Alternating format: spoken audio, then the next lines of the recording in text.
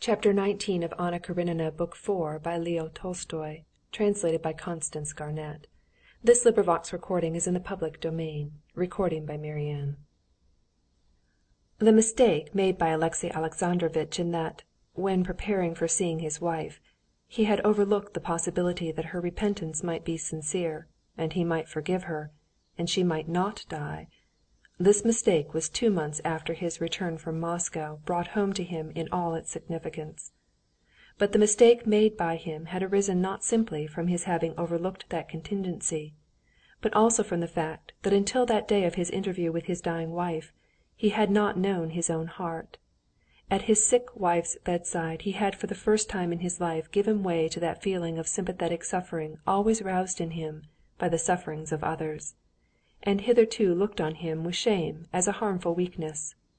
And pity for her, and remorse for having desired her death, and most of all, the joy of forgiveness, made him at once conscious, not simply of the relief of his own sufferings, but of a spiritual peace he had never experienced before.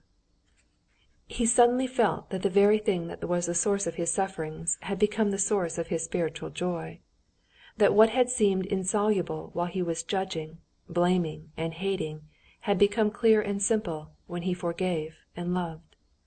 He forgave his wife and pitied her for her sufferings and her remorse. He forgave Vronsky and pitied him, especially after reports reached him of his despairing action. He felt more for his son than before, and he blamed himself now for having taken too little interest in him. But for the little newborn baby he felt a quite peculiar sentiment, not of pity only, but of tenderness. At first, from a feeling of compassion alone, he had been interested in the delicate little creature, who was not his child, and who was cast on one side during her mother's illness, and would certainly have died if he had not troubled about her. And he did not himself observe how fond he became of her. He would go into the nursery several times a day, and sit there for a long while, so that the nurses, who were at first afraid of him, got quite used to his presence. Sometimes for half an hour at a stretch he would sit silently gazing at the saffron-red, downy, wrinkled face of the sleeping baby, watching the movements of the frowning brows, and the fat little hands, with clenched fingers, that rubbed the little eyes and nose. At such moments particularly, Alexey Alexandrovitch had a sense of perfect peace and inward harmony, and saw nothing extraordinary in his position, nothing that ought to be changed. But as time went on he saw more and more distinctly that however natural the position now seemed to him, he would not long be allowed to remain in it. He felt that besides the blessed spiritual force controlling his soul, there was another, a brutal force, as powerful or more powerful, which controlled his life, and that this force would not allow him that humble peace he longed for. He felt that everyone was looking at him with inquiring wonder, that he was not understood, that something was expected of him. Above all he felt the instability and unnaturalness of his relations with his wife. When the softening effect of the near approach of death had passed away, Alexey Alexandrovitch began to notice that Anna was afraid of him, ill at ease with him, and could not look him straight in the face.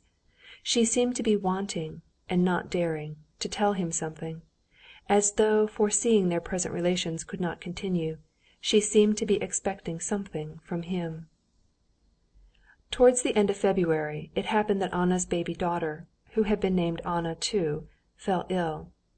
Alexey Alexandrovitch was in the nursery in the morning, and leaving orders for the doctor to be sent for, he went to his office. On finishing his work he returned home at 4. Going into the hall he saw a handsome groom, in a braided livery and a bear fur cape, holding a white fur cloak. "Who is here?" said Alexey Alexandrovitch.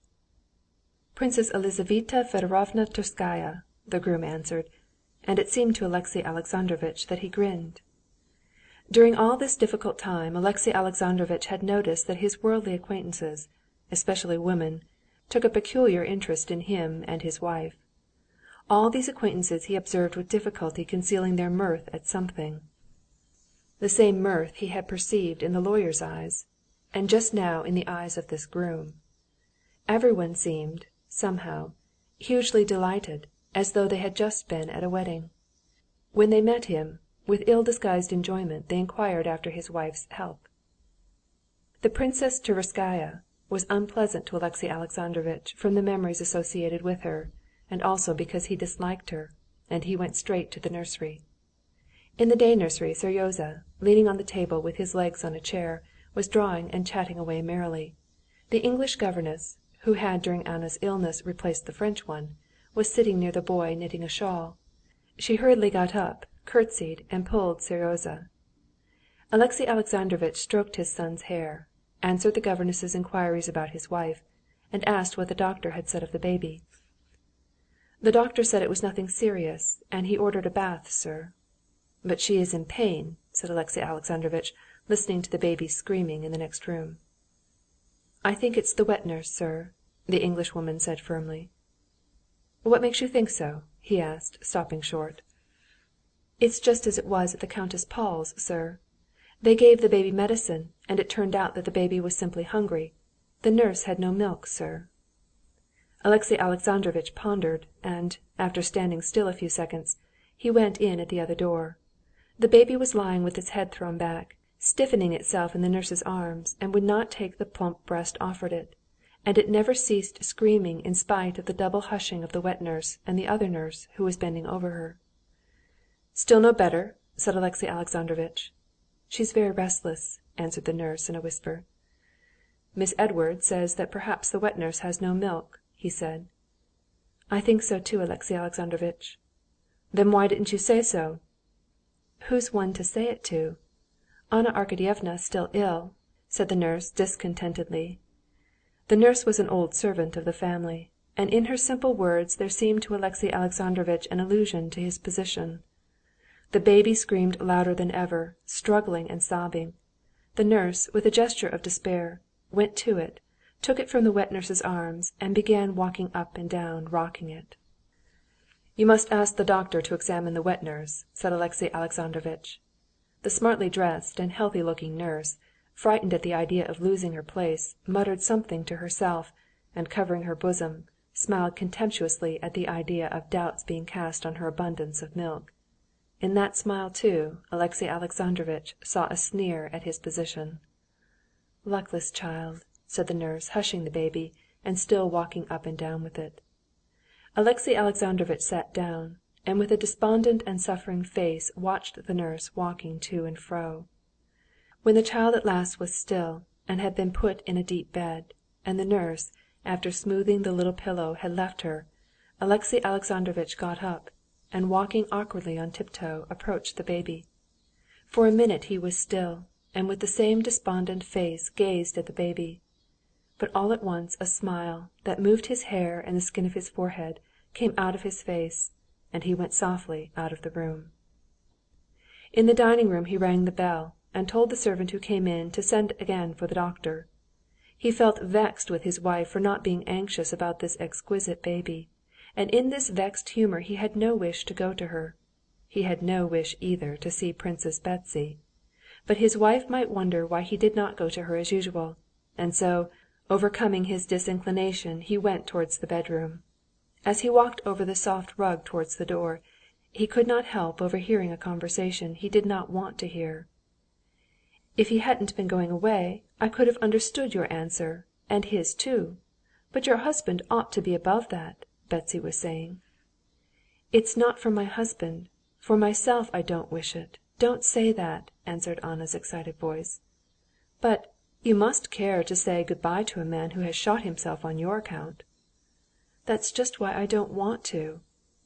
With a dismayed and guilty expression, Alexey Alexandrovitch stopped and would have gone back unobserved, but reflecting that this would be undignified, he turned back again, and clearing his throat, he went up to the bedroom. The voices were silent, and he went in. Anna, in a gray dressing-gown, with a crop of short clustering black curls on her round head, was sitting on a settee. The eagerness died out of her face, as it always did, at the sight of her husband. She dropped her head and looked round uneasily at Betsy. Betsy, dressed in the height of the latest fashion, in a hat that towered somewhere over her head like a shade on a lamp, in a blue dress with violet crosswise strips slanting one way on the bodice and the other on the skirt, was sitting beside Anna, her tall flat figure held erect. Bowing her head, she greeted Alexey Alexandrovitch with an ironical smile. "Ah!" she said, as though surprised. "I'm very glad you're at home. You never put in an appearance anywhere, and I haven't seen you ever since Anna has been ill. I have heard all about it, your anxiety.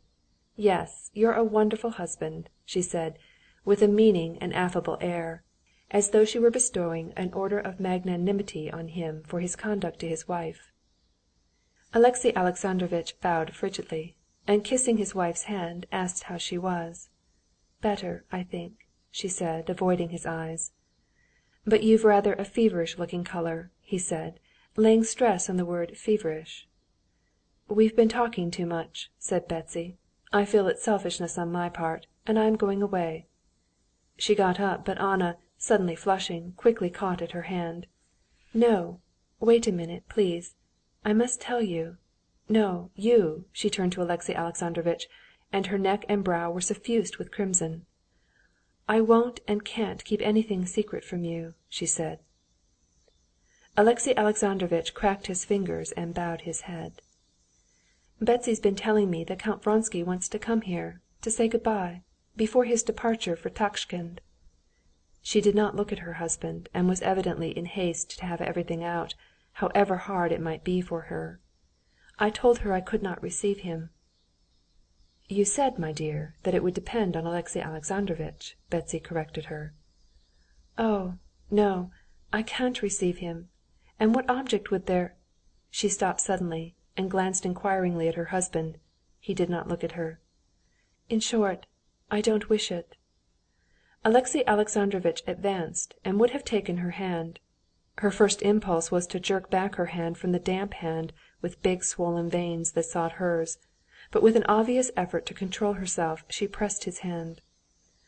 "I am very grateful to you for your confidence, but," he said, feeling with confusion and annoyance that what he could decide easily and clearly by himself, he could not discuss before Princess Tverskaya, who to him stood for the incarnation of that brute force which would inevitably control him in the life he led in the eyes of the world, and hinder him from giving way to his feeling of love and forgiveness. He stopped short, looking at Princess Tverskaya. "Well, good‐bye, my darling," said Betsy, getting up. She kissed Anna and went out. Alexey Alexandrovitch escorted her out. "Alexey Alexandrovitch, I know you are a truly magnanimous man," said Betsy, stopping in the little drawing‐room, and with special warmth shaking hands with him once more. "I am an outsider, but I so love her and respect you that I venture to advise. Receive him. Alexey Vronsky is the soul of honor, and he is going away to Tashkend." "Thank you, princess, for your sympathy and advice. But the question of whether my wife can or cannot see anyone she must decide herself." He said this from habit, lifting his brows with dignity, and reflecting immediately that whatever his words might be, there could be no dignity in his position.